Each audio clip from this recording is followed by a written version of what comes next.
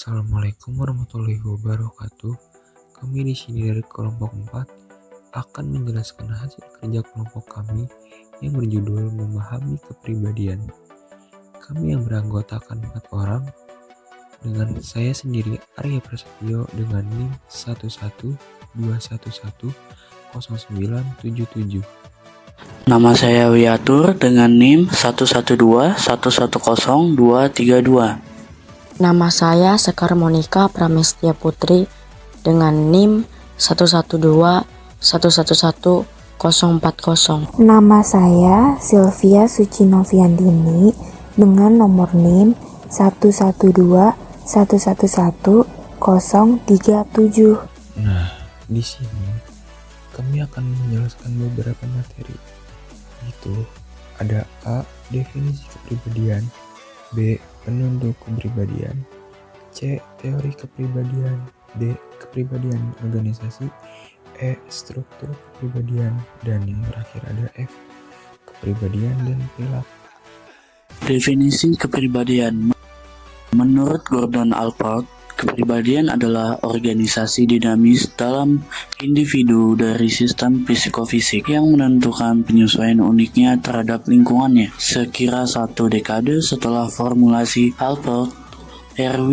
White menyederhanakan dengan menggantikan kecenderungan dengan sistem psikofisik. Definisi White menyatakan bahwa kepribadian adalah pengorganisasian pola kecenderungan pribadi seorang individu. Ahli teori kepribadian terkenal Salvatore Maddi mendefinisikan kepribadian sebagai seperangkat karakteristik dan kecenderungan yang stabil menentukan kesamaan dan perbedaan perilaku psikologis, pikiran, perasaan, dan tindakan orang-orang yang memiliki kesinambungan dalam waktu dan yang mungkin tidak mudah dipahami. Penentu kepribadian. Penentu utama kepribadian seseorang dapat dipelajari jadi 4 faktor. Yang pertama, faktor biologis. Faktor biologis dapat dipelajari menjadi 3 bagian. Yang pertama, keturunan. Efek relatif dari keturunan merupakan argumen yang sangat tua dalam teori kepribadian. Ciri-ciri tertentu, terutama bersifat fisik, diwariskan dari orang tua seseorang, ditransmisikan oleh gen dalam kromosom yang disumbangkan oleh masing-masing orang tua. Yang kedua, otak. Faktor biologis lain yang mempengaruhi kepribadian adalah peran otak seseorang. Hasil awal dari penelitian simulasi listrik otak atau SASD memberikan indikasi bahwa pemahaman yang lebih baik tentang kepribadian dan perilaku manusia mungkin berasal dari studi tentang otak. Yang ketiga, ciri-ciri fisik. Mungkin faktor yang paling menonjol yang berkontribusi pada kepribadian adalah perawatan fisik seseorang. Penampilan luar seseorang terbukti memiliki efek yang luar biasa pada kepribadiannya. Misalnya, fakta bahwa seseorang pendek atau tinggi, gemuk atau kurus, tampan atau jelek, hitam atau putih, niscaya akan mempengaruhi orang tersebut terhadap orang lain, pada gilirannya akan mempengaruhi konsep diri. Faktor kedua, faktor budaya. Budaya secara tradisional dianggap sebagai penentu utama kepribadian seseorang. Budaya sangat menentukan siapa seseorang dan apa yang akan dipelajari seseorang. Budaya di mana seseorang dibesarkan merupakan penentu yang sangat penting dari perilaku seseorang. Kepribadian seseorang individu sampai taraf tertentu ditentukan oleh budaya di mana ia dibesarkan. Faktor ketiga yaitu faktor keluarga dan sosial. Untuk memahami pengaruh keluarga terhadap kepribadian, proses sosialisasi adalah proses di mana bayi individu memperoleh dari berbagai potensi perilaku yang sangat luas, yang terbuka bagi saat lahir. Pola-pola perilaku yang biasanya dapat diterima sesuai dengan standar keluarga dan kekeluargaan. Sosialisasi awalnya dimulai dengan kontak dengan ibu dan kemudian anggota keluarga lainnya, yaitu ayah, saudara, perempuan, dan kerabat dekat. Dan kelompok sosial memainkan peran yang berpengaruh dalam membentuk kepribadian individu. Proses identifikasi dimulai ketika seseorang mulai mengidentifikasi dirinya dengan beberapa anggota keluarga lainnya. Biasanya seorang anak mencoba untuk meniru tindakan tertentu dari orang tuanya. Faktor keempat, situasional. Seringkali tindakan seseorang lebih ditentukan oleh situasi daripada perilakunya. Keturunan, keluarga, dan teman-teman, saudara kandung, dan lingkungan tidak diragukan lagi penting untuk kepribadian.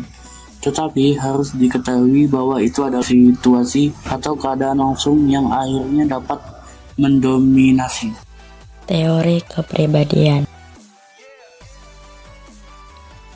Para peneliti telah mengembangkan sejumlah teori kepribadian, tetapi tidak ada teori yang pada awalnya harus ditunjukkan, yang lengkap dengan sendirinya.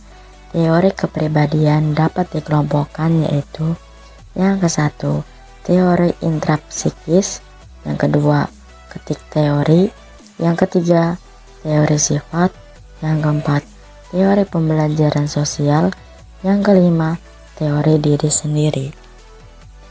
Kepribadian dan organisasi.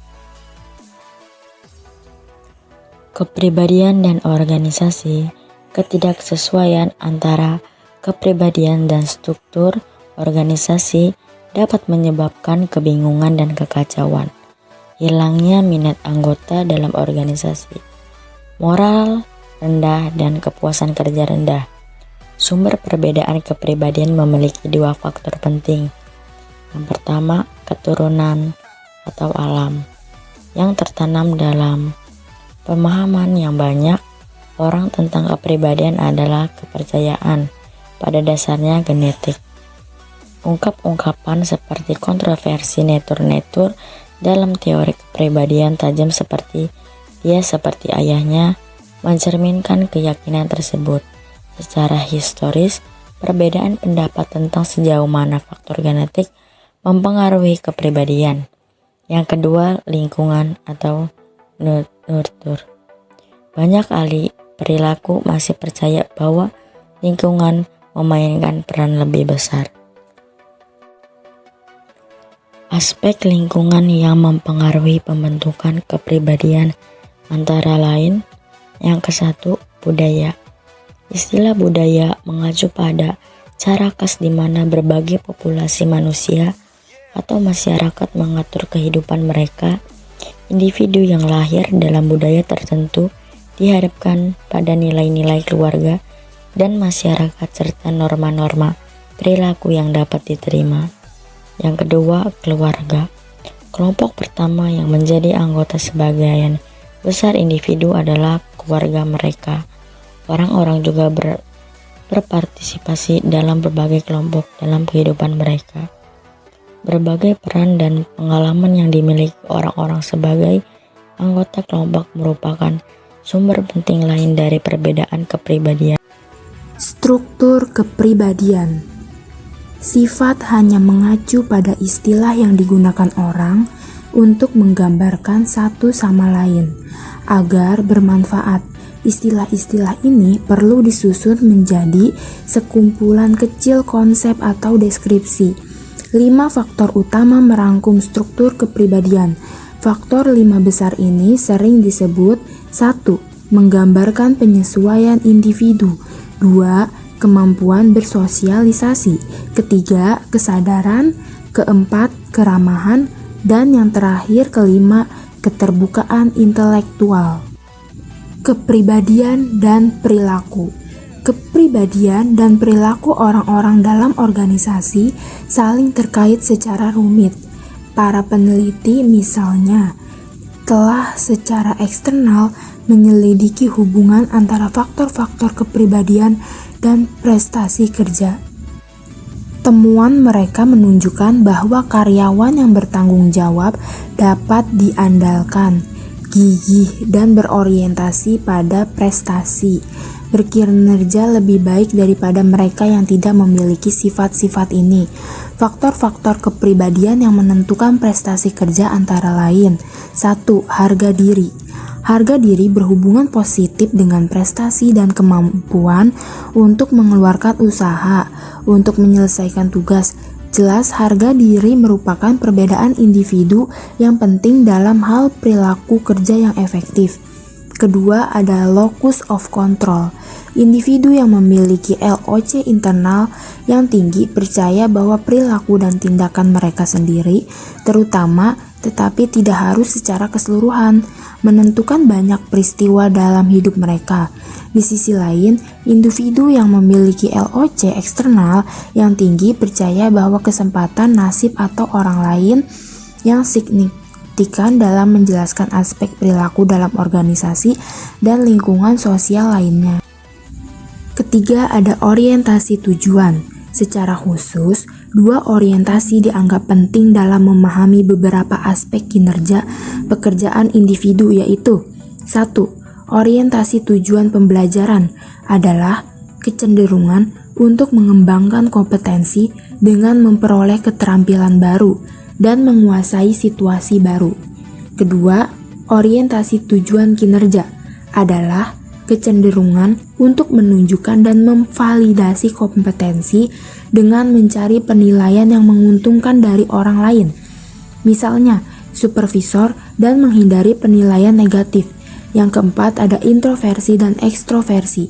Introversi adalah kecenderungan untuk diarahkan ke dalam dan memiliki ketertarikan yang lebih besar terhadap ide-ide abstrak dan kepekaan terhadap perasaan pribadi. Introvert, introspeksi, dan tidak ekspresi secara emosional. Ekstroversi adalah orientasi terhadap orang lain, peristiwa, dan objek. Ekstrovert mudah bergaul, lincah, impulsif, dan ekspresif secara emosional. Penelitian bahkan menunjukkan bahwa beberapa ekstroversi atau introversi ekstrim dapat mengganggu keefektifan seseorang dalam suatu organisasi. Kemudian yang kelima ada dogmatisme. Dogmatisme adalah individu yang sangat dogmatis memandang dunia sebagai tempat yang mengancam, seringkali menganggap otoritas yang sah sebagai absolut dan menerima atau menolak orang lain atas dasar persetujuan mereka dengan otoritas atau doktrin yang diterima. Selanjutnya, yang keenam ada otoritarianisme. Otoritarianisme adalah kepribadian otoriter, menggambarkan seseorang yang menganut nilai-nilai konvensional, memenuhi otoritas yang diakui, menunjukkan pandangan negatif terhadap masyarakat, menghormati kekuasaan dan ketangguhan, serta menentang ekspresi perasaan pribadi. Dalam organisasi, kepribadian otoriter mungkin tunduk pada figur otoritas dan bahkan mungkin lebih suka atasan yang memiliki gaya kepemimpinan yang sangat direktif dan terstruktur. Selanjutnya, yang ketujuh, yaitu implikasi organisasi. Nah, implikasi organisasi ini adalah harus jelas sekarang bahwa dimensi kepribadian yang dibahas dan hubungan khusus untuk masing-masing memiliki arti paling implikasi untuk perilaku organisasi. Selanjutnya, yang terakhir, orang dan situasi. Nah, yang dimaksud orang dan situasi ini adalah kadang-kadang tuntutan situasi mungkin begitu berlebihan sehingga perbedaan individu relatif tidak penting. Misalnya, gedung perkantoran terbakar, semua orang di dalamnya akan mencoba melarikan diri. Namun, fakta bahwa semua karyawan berperilaku sama tidak mewujudkan apa-apa tentang kepribadian individu tersebut. Dalam kasus lain, perbedaan individu dapat menjelaskan lebih banyak tentang perilaku. Kepentingan relatif penentu perilaku situasional versus disposisional atau pribadi terus diperdebatkan, tetapi cukup banyak bukti yang ada untuk peran keduanya. Kesimpulannya adalah kepribadian adalah variabel penting yang berorientasi kognitif dalam studi B. Kepribadian mewakili seluruh pribadi. Ini mencakup persepsi, belajar, fisik, dan banyak lagi seseorang. Penentu kepribadian seseorang individu dapat dipelajari di bawah 4 dulu besar, yaitu biologis, budaya, keluarga, dan situasional. Para pemikir telah mencoba menjelaskan berbagai determinan kepribadian. Namun, kami menemukan bahwa setiap teori cenderung mengambil pandangan khusus tentang faktor-faktor penentu utama kepribadian. Kepribadian, bagaimanapun, bukanlah sesuatu yang statis. Ia memiliki determinan. Kombinasi psikofisik, sosiolingkungan membuat kepribadian menjadi dinamis.